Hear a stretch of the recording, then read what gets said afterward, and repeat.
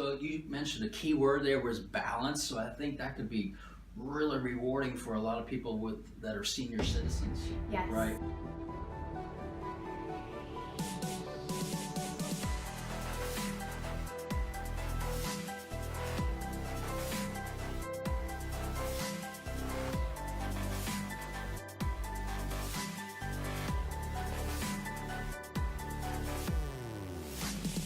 Good morning. We're live from Carolina Structural Restoration Therapy in Greer. What a gloomy day it is again. I know. But I've right? got a special guest here in my office today.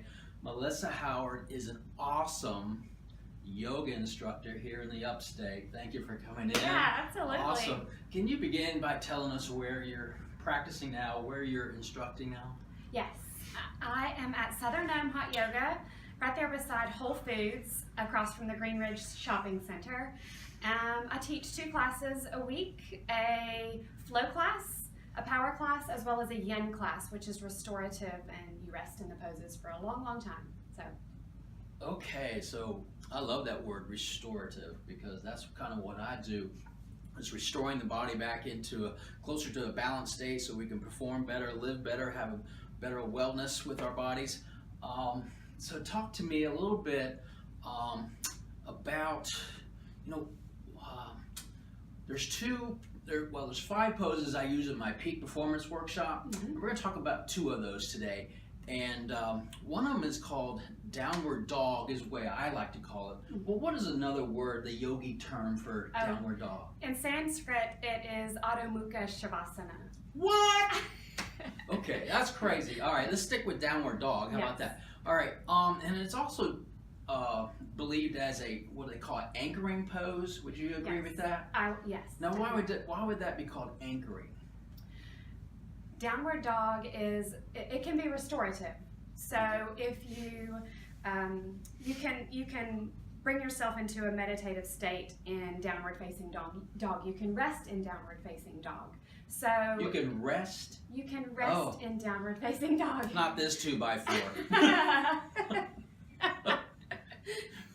Yes, you can rest there. Okay. So in that way, I would think that it would be an anchoring pose. Yes, because you can bring yourself into yourself in downward dog, not the 2x4, but eventually. Okay.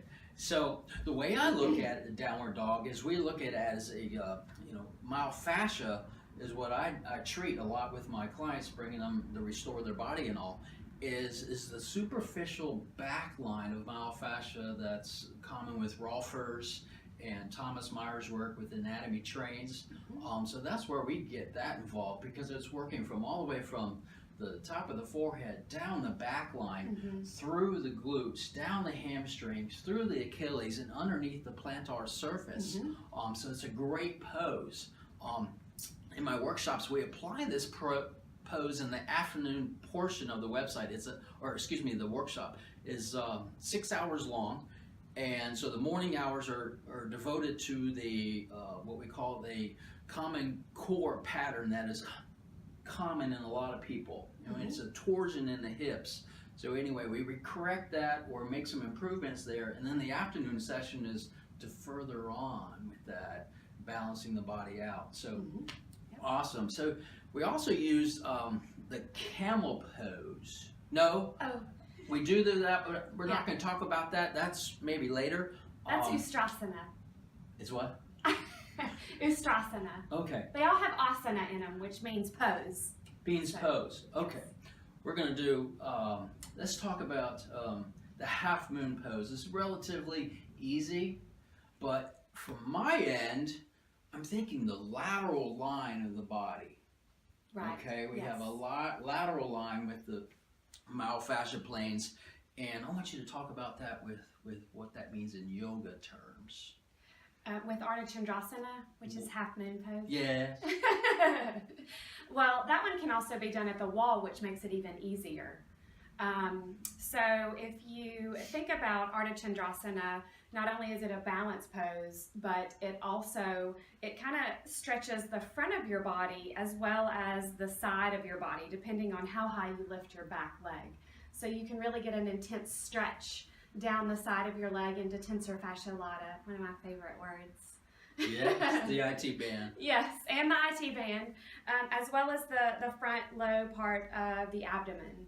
So it definitely, it stretches. It's one of those poses that stretches a lot of stuff. It's really good for you. Okay, so you mentioned a key word there was balance. So I think that could be really rewarding for a lot of people that are senior citizens. Yes. Right, a great pose for them. Yes. You can use a block with you it. can use a block. Yeah, for your hand. All right. Yeah. So what about other things? Like for runners, I've been told, and I haven't really applied this, but I did find myself occasionally just automatically doing downward dog after a hard workout. I've read it helps with restore the body and sort of bring the health back after a very hard effort. Would you agree with something like that? Yes, absolutely. Because again, it's restorative. It can be restorative eventually. It stretches all of those muscles that you just worked. And usually with runners or cyclists, they sometimes have plantar fasciitis. Did I say it properly? Really? Yes. Yeah. That's good. And doing downward dog, especially if you pedal your heels, right, one at a time toward the ground, you're going to get a stretch in the arch of the foot as well as the back of the heel and up into the calf. And those are muscles that you really use when you're running or cycling or even walking. So, and because we wear shoes, our feet aren't as strong, and so if you can stretch them out, then you can kind of bring some strength back into them, right? Doing stuff barefooted. Very good. So next time you do your downward dog, take off your shoes after you're running and try your downward dog and see how that feels. And is part of the purpose within downward dog is bringing your navel towards the spine as you do that? Yes. It's more of a pose like so, correct? And you bring that navel toward the spine. So that can help with digestive issues, health with the spleen, probably the liver. Yes. You know, just sort of a cleansing type of. Yes, that is called Uddiyana Bandha. Okay! Which means belly lock. Belly lock. Belly lock. Okay, Bandha. why can't we just use that word instead of whatever you said? Because we're yogis like that. Right, you have your own language. We try to use regular old words so that people aren't scared. But sometimes you want them to understand bandha, lock. So. Okay, awesome. Well, thank you so much for being here. Yeah, I hope you guys absolutely. learned something a little bit today. There's so many yoga poses out there that you can incorporate into your day, as well as we incorporate 5 of them in my workshop, Body for Peak Performance. Contact us if you have any questions. Give us a shout. Where are you teaching? Southern Home. Bye bye. Take care. Namaste.